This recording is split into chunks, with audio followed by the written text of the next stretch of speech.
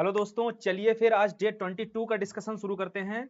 और आज हम पेपर 5 का लास्ट वीडियो डिस्कस करेंगे। आज हमारे टॉपिक्स क्या थे? पहला टॉपिक था उत्तर प्रदेश लोकायुक्त, दूसरा टॉपिक था समाधान पोर्टल और तीसरा था एनजीओ की भूमिका। तो जो मेजर आपके सब्जेक्ट्स हैं, जो टॉपिक्स हैं, वो हमने पेपर 5 में डिस्कस कर लिए हैं।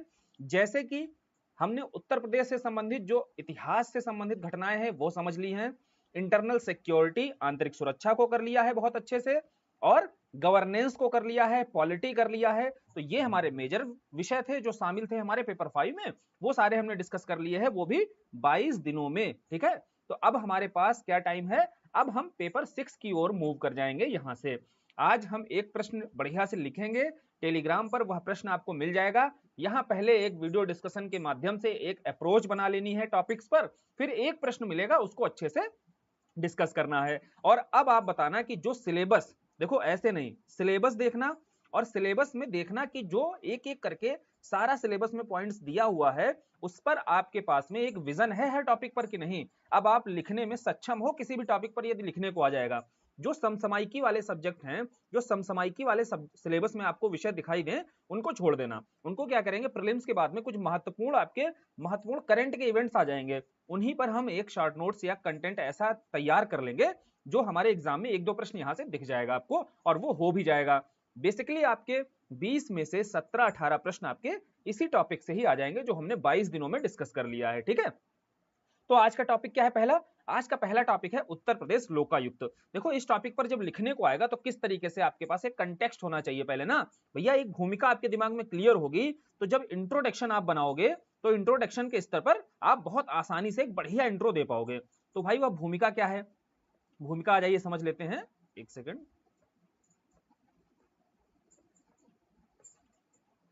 हाँ, तो भूमिका के स्तर पर समझो। लोकायुक्त के बारे में क्या जानते हो आप? लोकायुक्त अगर नहीं जानते हो तो लोकपाल के बारे में तो सभी जानते होंगे। और लोकपाल सबसे ज्यादा आपने कब सुना था? याद करिएगा, जब 2013 का दौर होता था, 2011 से 2013 का दौर, वहां पर एक कैग की रिपोर्ट आती है और करप्शन के कई मामले निकल कर आते हैं, वो भी सरकारी तंत्र में, है ना। सार्वजनिक जो पदों पर बैठे हुए अधिकारी होते हैं, इनके सामने या आपके राजनेताओं के समक्ष कई भ्रष्टाचार के मामले सामने आते हैं। अब जब भ्रष्टाचार के इतने मामले सामने आएंगे तो इन भ्रष्टाचारी जो कार्य होते हैं, इनके खिलाफ कार्रवाई करने की मांग जनता की तरफ से उठेगी, और उठी थी। और इसी संदर्भ में एक पद बनाया गया आपका लोकपाल का और लोकायुक्त का।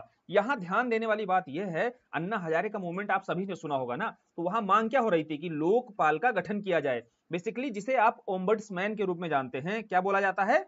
ओम्बड्समैन। और ओम्बड्समैन जब सेंट्रल के लेवल पर होता है तो उसे ही बोल देते हैं लोकपाल, और यही ओम्बड्समैन जब स्टेट के लेवल पर होता है, किसी राज्य में गठन किया जाता है, तो उसे बोलते हैं लोकायुक्त। क्लियर?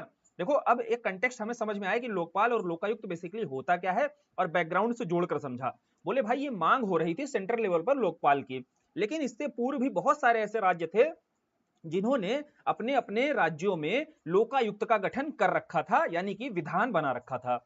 हालांकि 2013 में लोकपाल एवं लोकायुक्त अधिनियम, आपको पता होगा 2013 में यह विधान बनता है, और उसके बाद ही लोकपाल के गठन की बात की जाती है।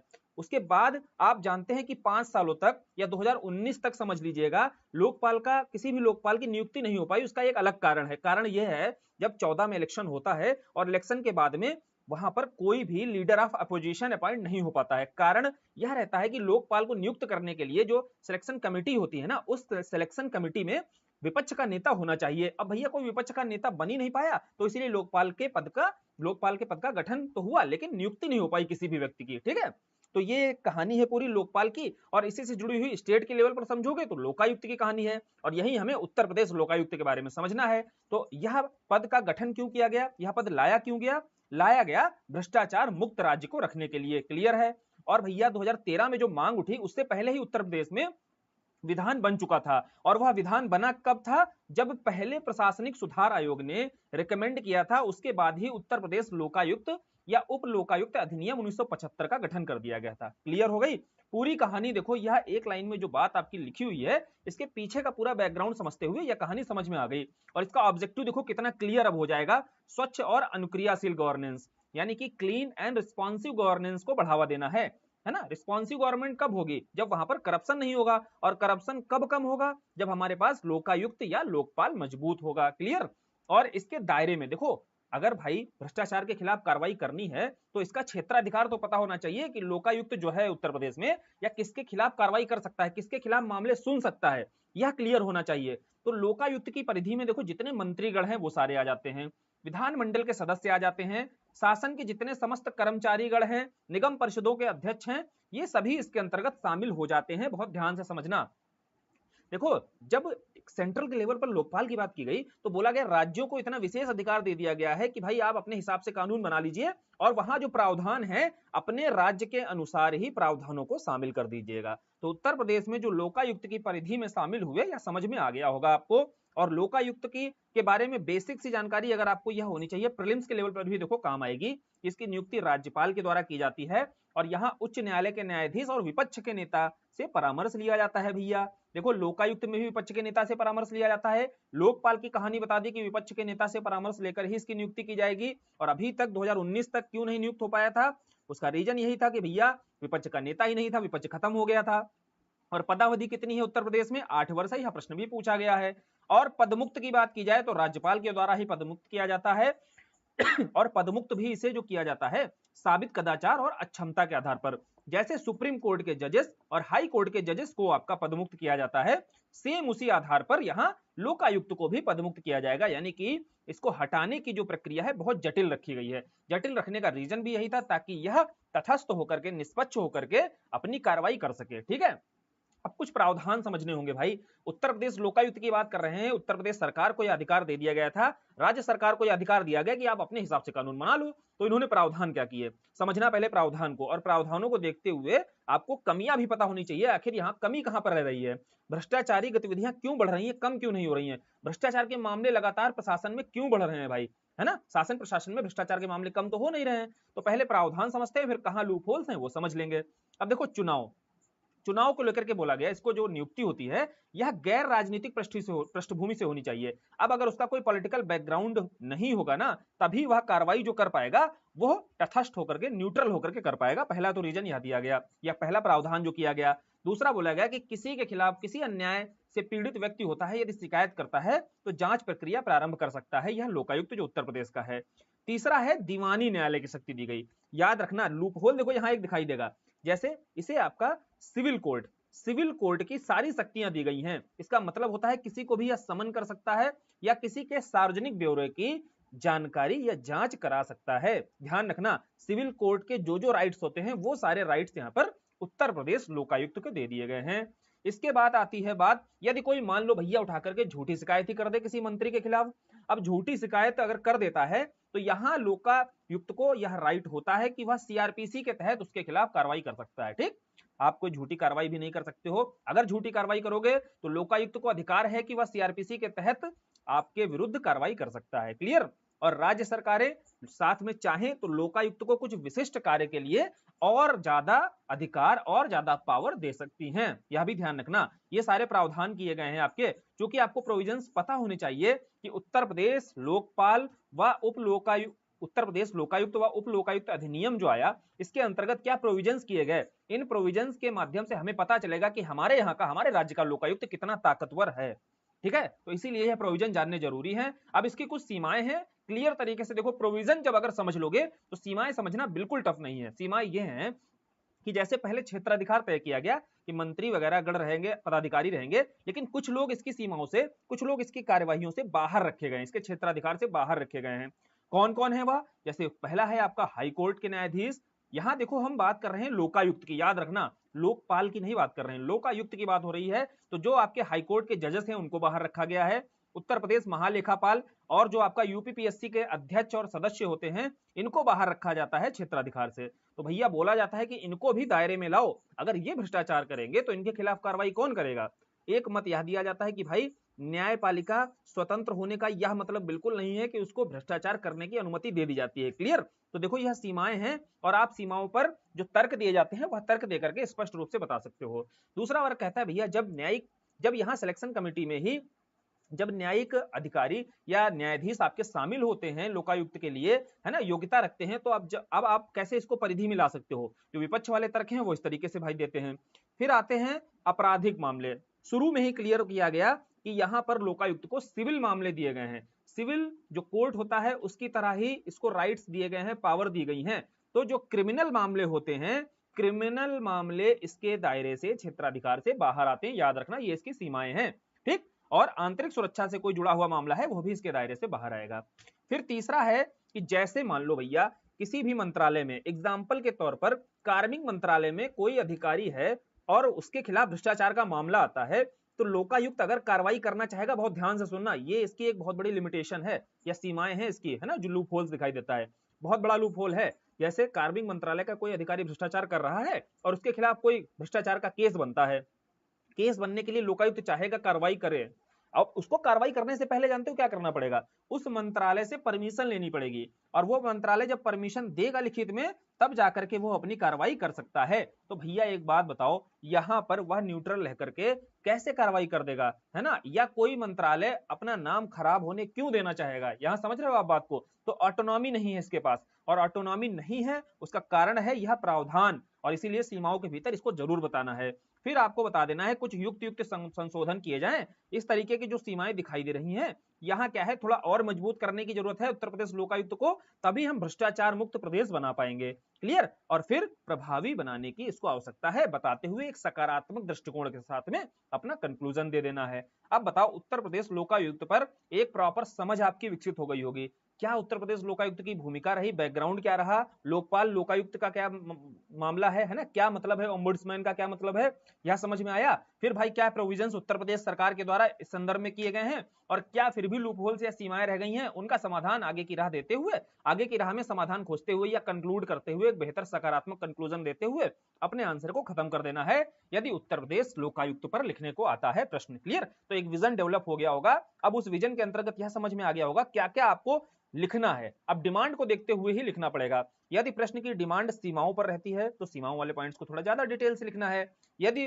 प्रश्न की डिमांड आपकी प्रावधानों पर रहती है तो प्रोविजंस को के बारे में थोड़ा विस्तार से लिखना है। यहां आप प्रश्न को देखा करो, क्या उसकी डिमांड है, उसके हिसाब से अपने आंसर को लिखने की कोशिश किया करो। इंट्रो और कंक्लूजन के लेवल पर थोड़ा अच्छे से मेहनत करो, है ना। चलो फिर आगे बढ़ते हैं। दूसरा टॉपिक था जन सुनवाई पोर्टल, जो आपका समाधान है।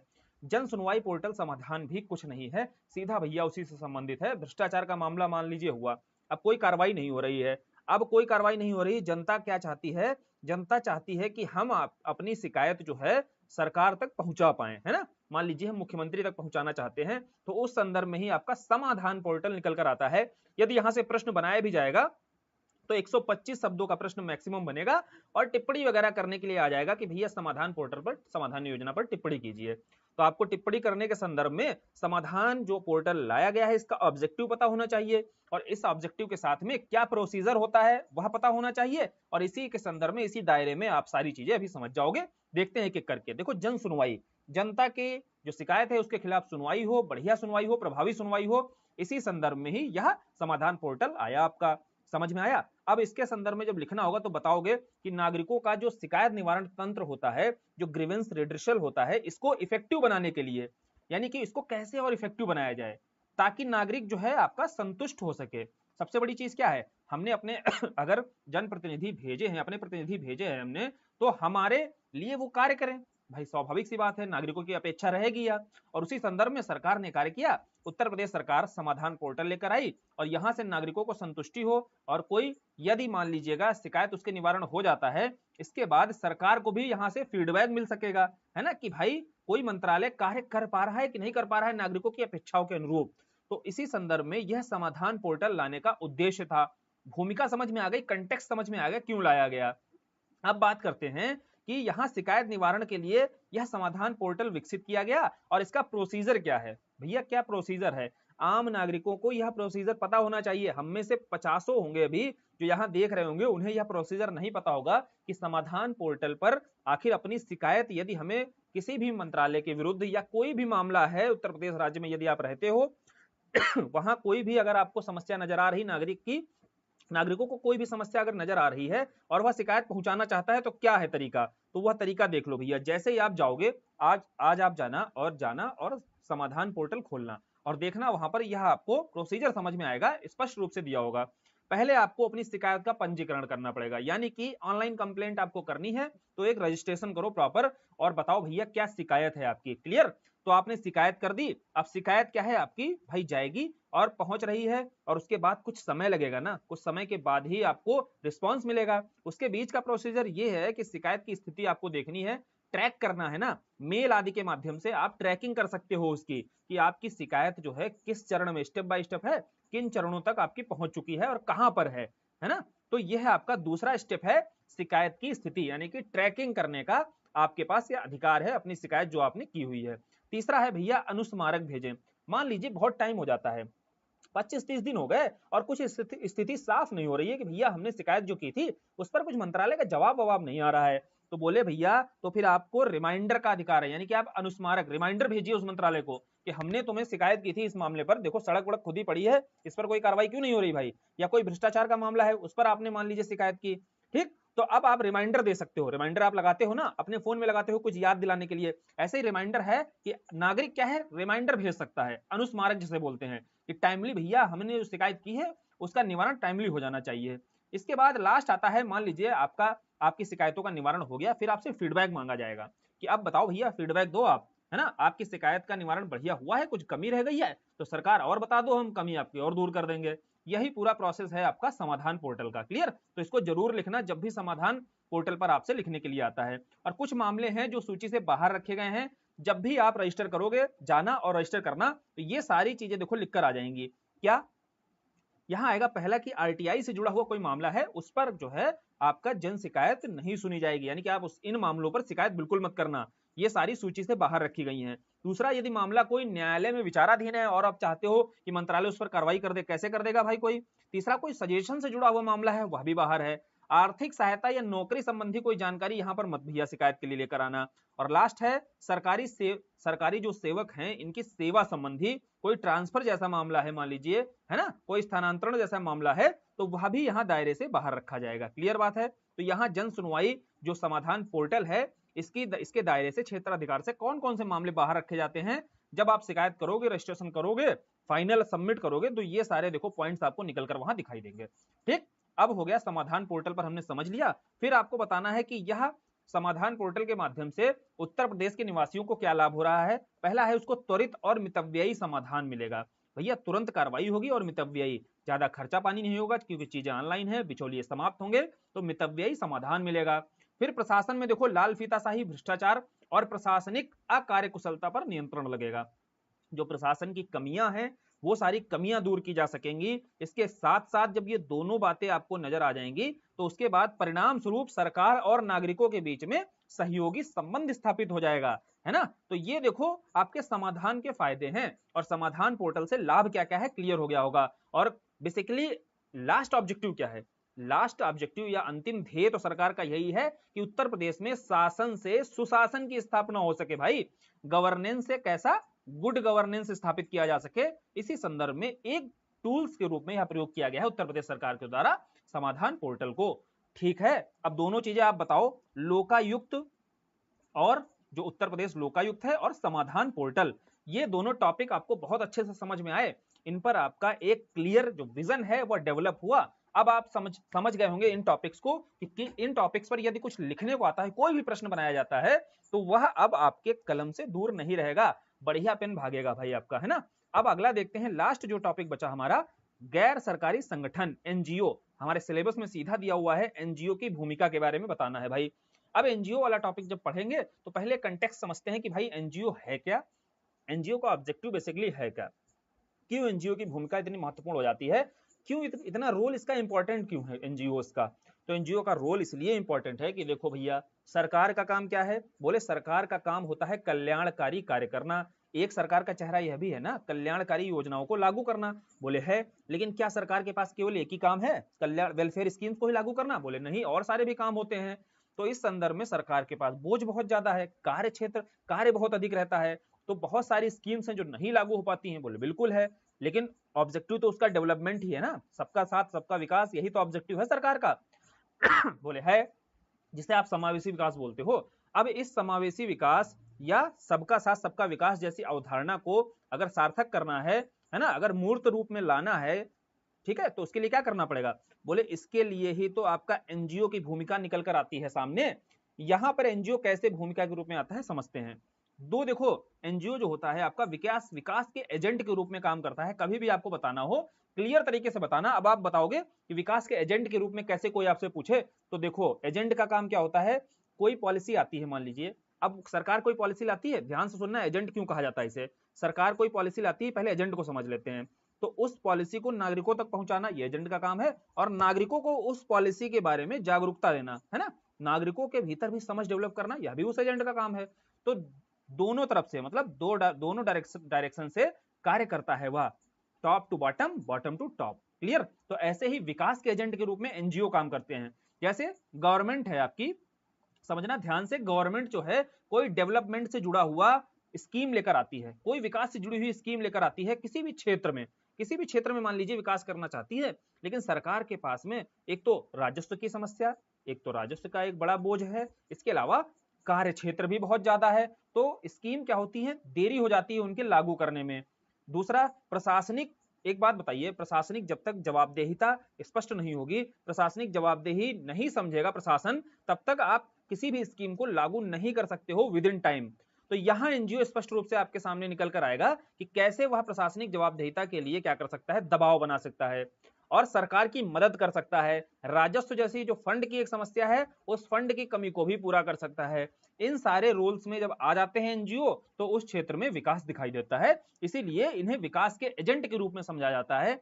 और विकास के एजेंट के रूप में जानना है तो देखो, विकास को ये क्या करेंगे, पहला काम है कमजोर वर्गों तक पहुंचाएंगे, है ना, टॉप टू बॉटम समझना। फिर बॉटम टू टॉप कैसे, कमजोर वर्गों को की विकास तक पहुंच भी स्पष्ट करेंगे। कैसे भाई, विकास को कमजोर वर्ग तक पहुंचाएंगे तो इसको हम समावेशी विकास के रूप में जान सकते हैं। और कमजोर वर्गों की विकास तक पहुंच अगर बनानी है तो यहाँ क्षमता निर्माण का कार्य भी किया जाता है इनके द्वारा। क्लियर है? कैपेसिटी बिल्डिंग का काम भी ये लोग करते हैं, क्योंकि अगर कमजोर वर्गों को क्षमता, कमजोर वर्गों के भीतर क्षमता निर्माण कर दिया जाए तो भैया वो सशक्त हो जाएंगे कि नहीं हो जाएंगे। अब इंपावर अगर उन्हें कर दोगे तो स्वतः ही क्या करेंगे, कोई भी सरकार के द्वारा विकास कार्य यदि किया जा रहा होगा, कोई स्कीम लाई जा रही होगी, तो वह स्वतः उसका फायदा उठा पाएंगे। तो यहां पर भी देखो ये एनजीओ महत्वपूर्ण भूमिका निभाते हैं। ठीक, अब इसको अगर क्षमता निर्माण कार्य को समझना है तो गरीबी पर देखो बहुत स्पष्ट डिबेट है। बोलते हैं गरीबी एक तो तरीका है कि उन्हें जो उनकी बेसिक नीड है वह दे दो, तब भी गरीबी दूर की जा सकती है। दूसरा है कि कैपेसिटी बिल्डिंग कर दो उस गरीब में कि वह अपनी इनकम खुद जनरेट कर सके। तो ये वाला कार्य जो है क्षमता निर्माण, कैपेसिटी बिल्डिंग का कार्य ही अगर कमजोर वर्ग में कर दिया जाए तो डेवलपमेंट के जो कार्य सरकार के द्वारा किए जा रहे हैं, जिन स्कीमों का वो दोहन नहीं कर पाते हैं जो कमजोर वर्ग हैं, उनका आसानी से कर पाएंगे। तो यही देखो कंटेक्स्ट है आपका एनजीओ का। अब आप समझते हैं विकास कार्य के उपकरण क्या क्या होते हैं। देखो, सरकार होती है और मार्केट होती है। अब सरकार के ऊपर दायित्व तो बहुत ज्यादा होते हैं, इसीलिए एनजीओ सरकार के पूरक के रूप में कार्य करते हैं। या हो गई एक बेसिक समझ एकदम एनजीओ के बारे में, जिसे आप नॉन गवर्नमेंट ऑर्गेनाइजेशन के रूप में जानते हैं, है ना। ये सरकार का पार्ट नहीं होते हैं, लेकिन सरकार के एक पूरक के रूप में कार्य करते हैं। क्लियर? अब आते हैं नीति आयोग की। अगर आपको एक बढ़िया इंट्रोडक्शन देना है या कनेक्ट करना है चीजों से, तो बताओगे नीति आयोग का जो एनजीओ दर्पण है, इसके अनुसार वर्तमान समय में इसने बताया कि 2300 से ज्यादा एनजीओ लगभग हैं जो शिक्षा, स्वास्थ्य, भूख, कुपोषण, ये सारे मामले कैसे हैं जहां पर कमजोर वर्गों को सशक्त किया जा सके, है ना। ये सारे मामले आपको दिख रहे होंगे, शिक्षा, स्वास्थ्य, भूख, कुपोषण, ये सब बेसिक नीड्स होती हैं जो वंचित वर्ग होते हैं। अब इन क्षेत्रों में बेहतर सेवाएं दे रहे हैं उत्तर प्रदेश में। और कैसे, यहाँ पर 2300 से ज्यादा एनजीओ हैं जो उत्तर प्रदेश में इन क्षेत्रों में बेहतर सेवाएं दे रहे हैं। यहाँ इस स्टेटमेंट से आपको क्या हो गया, एनजीओ का रोल समझ में आ गया। और एनजीओ का रोल और स्पष्ट रूप से समझना है तो प्रश्न आपका यदि बनाया जाएगा तो एनजीओ की भूमिका पर बनाया जाएगा। ध्यान से सुनना, अभी सब बहुत पॉजिटिव पॉजिटिव चीजें दिख रही होंगी कि एनजीओ भाई कितनी महत्वपूर्ण चीज है, कितना की रोल है इसका, कितना इंपॉर्टेंस है। तो पहले भूमिका स्पष्ट रूप से समझ लेते हैं, फिर इसके सामने क्या क्या चुनौतियां हैं, क्यों भैया एनजीओ इतना ज्यादा या पूरे भारत में सक्रिय क्यों नहीं है, इतना अधिक यदि यदि इंपॉर्टेंस रखते हैं, ये इतना बड़ा रोल रखते हैं, फिर भी यदि भारत में बड़े स्तर पर अपनी भूमिका का निर्वहन क्यों नहीं कर पा रहे हैं। इसके लिए ही हमें कुछ चुनौतियां समझनी पड़ेंगी, क्या सीमाएं हैं, वो भी इसी टॉपिक में सब क्लियर हो जाएगा। और फिर इस ओवरऑल टॉपिक पर, एनजीओ वाले पर होलिस्टिक अप्रोच आपकी बन जाएगी कि कोई आंसर लिखना होगा तो कैसे लिखोगे।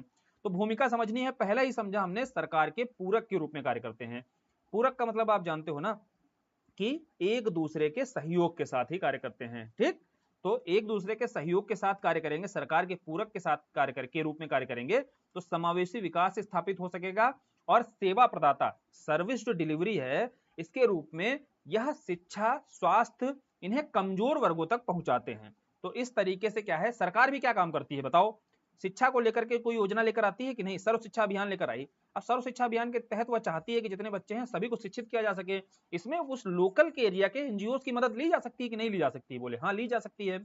अब दूसरा है कल्याणकारी योजनाओं का क्रियान्वयन। देखो जो कल्याणकारी वेलफेयर स्कीम्स होती हैं इनका इम्प्लीमेंटेशन भी किया जा सकता है एनजीओ की मदद से। और यहाँ आप एस्पिरेशनल डिस्ट्रिक्ट जो कार्यक्रम है, प्रोग्राम है, एस्पिरेशनल डिस्ट्रिक्ट प्रोग्राम में यहाँ एनजीओ ने बहुत महत्वपूर्ण भूमिका निभाई है, ये एग्जाम्पल्स देने हैं।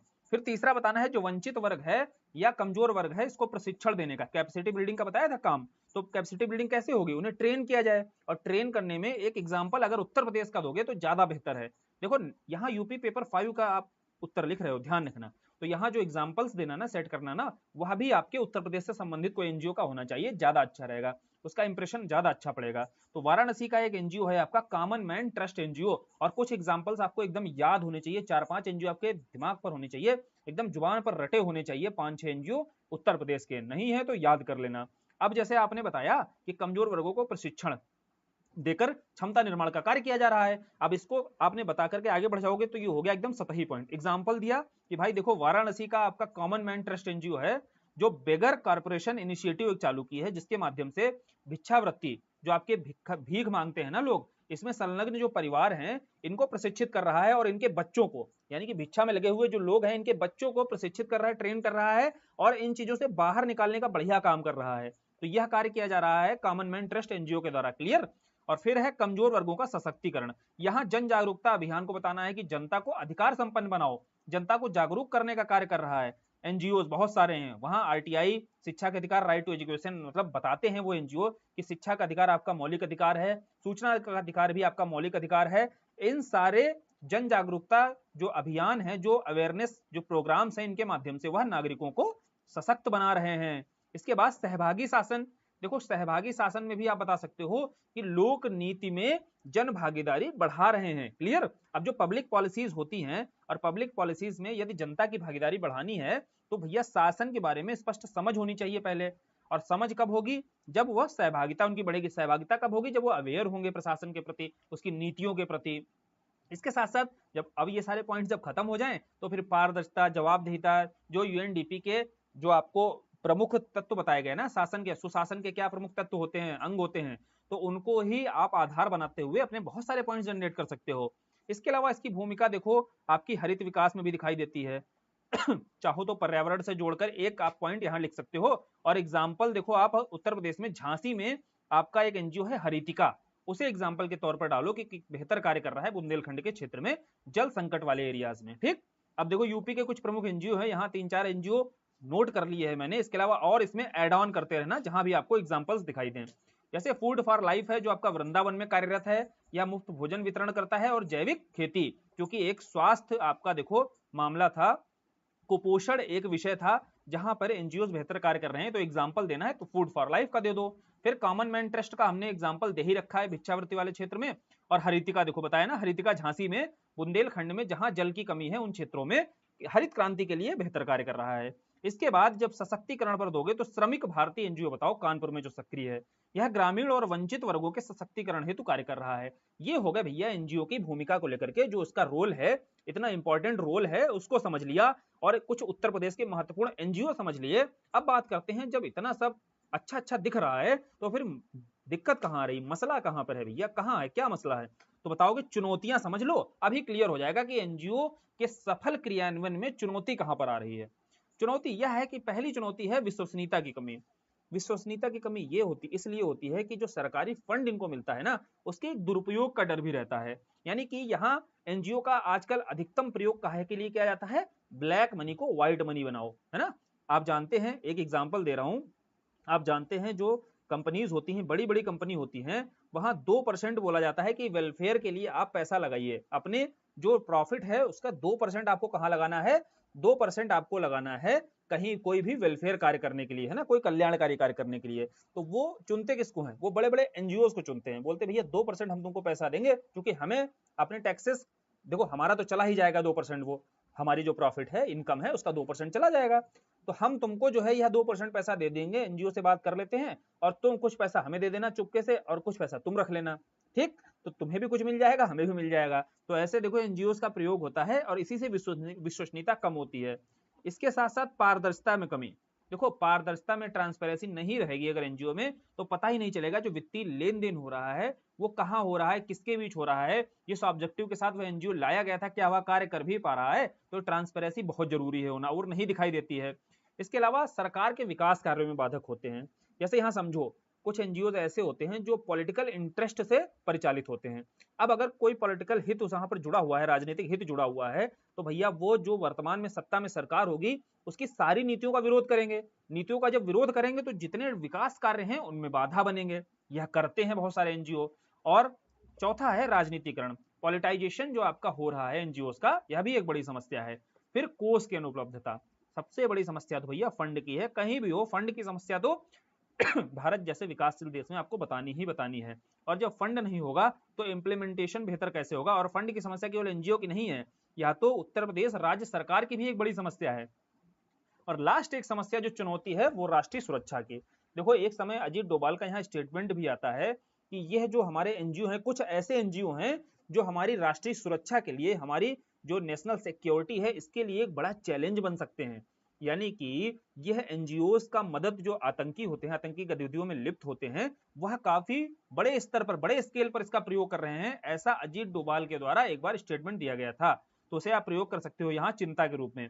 और यही सारी चुनौतियां हैं और जिनका समाधान खोजते हुए आपको आगे की राह में बताना है और एक पॉजिटिव कंक्लूजन देना है। यहाँ देखो समावेशी विकास, इन भारी भारी शब्दों को क्या करो अपने कंक्लूजन में शामिल करने की कोशिश किया करो, यही तो बढ़िया स्कोप मिलता है भैया। कंक्लूड जब करो तो बिल्कुल सतही शब्द मत लिख देना, अतः उपरोक्त चिंताओं का समाधान करते हुए एनजीओ को प्रभावी बनाने की आवश्यकता है, ये बहुत सतही हो जाता है। और कुछ ऐसे शब्द होते हैं समावेशी विकास, ठीक है, संधारणी विकास, ऐसे कुछ भारी भारी शब्द होंगे, अंडरलाइन होंगे, तो एग्जामिनर क्या है, इतना मौका तो मिलता नहीं कि एक एक लाइन एक एक शब्द पढ़े आपका, लेकिन कुछ भारी शब्द अंडरलाइन देखेगा और जो वास्तव में इस टॉपिक से रिलेटेड होंगे तो एक उसका पॉजिटिव इंप्रेशन पड़ेगा और वहां आपका आंसर भी बेहतर नजर आएगा। और आप जब शब्दों का प्रयोग करने लगोगे ना तो स्वाभाविक सी बात है आपकी भाषा में भी सुधार हो जाएगा। तो चलो फिर वीडियो को यहाँ खत्म करते हैं। और वीडियो खत्म होने के साथ में एक खुशखबरी यही है कि पेपर 5 हमने आज खत्म कर लिया है भाई, है ना, पेपर 5 आज कंप्लीट कर लिया है। अब हम जब आगे शुरू करेंगे तो पेपर 6 से इसी तरीके से शुरू करेंगे जैसे पेपर 5 कंप्लीट किया है। 22 दिन की क्लासेस रही हैं हमारी। और आप बताना कि जो सिलेबस है, अब जाकर अपना सिलेबस देखना, सिलेबस तो रोज ही देखा करो यार, जो टॉपिक्स दिए जा रहे हैं कोई भी सिलेबस से हटके टॉपिक नहीं दिया गया है, जाकर देखो, जाके सिलेबस में जो टॉपिक्स हैं वो सारे टॉपिक हमने कर लिए हैं। समसामयिकी वाले जो करंट से जुड़े हुए मामले हैं उनको किनारे रख देना, उनको हम क्या करेंगे प्री के बाद में अच्छे से कर लेंगे, क्योंकि वो दो चार टॉपिक्स ऐसे ही रहते हैं जो आपके प्री के बाद उनको हम शॉर्ट नोट्स के रूप में कंटेंट बढ़िया दे करके कर लेंगे, तैयार कर लेंगे। मेजर जो टॉपिक्स होते हैं, जो मेजर विषय सब्जेक्ट्स होते हैं वो हमने कंप्लीट कर लिए हैं आज। तो आप फीडबैक जरूर देना और बताना भाई पेपर 5 को लेकर के जो भी आपकी समस्याएं रहती थी, दिक्कत रहती थी जब आज से पहले शुरू किया था पहले दिन से, आज उनका समाधान हुआ है कि नहीं हुआ, अब कॉन्फिडेंस आपका बढ़ा है कि नहीं। बेसिकली मेजर देखो जो ऑब्जेक्टिव था ये शुरू करने का यही था कि इस पेपर 5 में और पेपर 6 में, अभी पेपर 6 करेंगे, अगला 1 महीना है पेपर 6 के लिए पर्याप्त है। और उसके बाद हम आगे फिर देखेंगे, कैलेंडर आ रहा है भी, फिर तय करेंगे कि कैसे हमें प्रीलिम्स की ओर आगे बढ़ना है। और प्रीलिम्स भी ऐसे साथ करेंगे अच्छे से और बढ़िया रिजल्ट देंगे यहाँ से। ठीक, चलो फिर खत्म करते हैं आज का वीडियो। और पसंद आया करे तो शेयर वेयर कर लिया करो, बार बार देखो कहा नहीं जाता है, ठीक, लेकिन आप खुद से ये कर लिया करो अगर आपको वास्तव में वीडियो पसंद आ रहा है। नहीं पसंद आ रहा है तो बिल्कुल मत शेयर करो, है ना, कोई जबरदस्ती तो होती नहीं है। चलिए फिर वीडियो को खत्म करते हैं, धन्यवाद।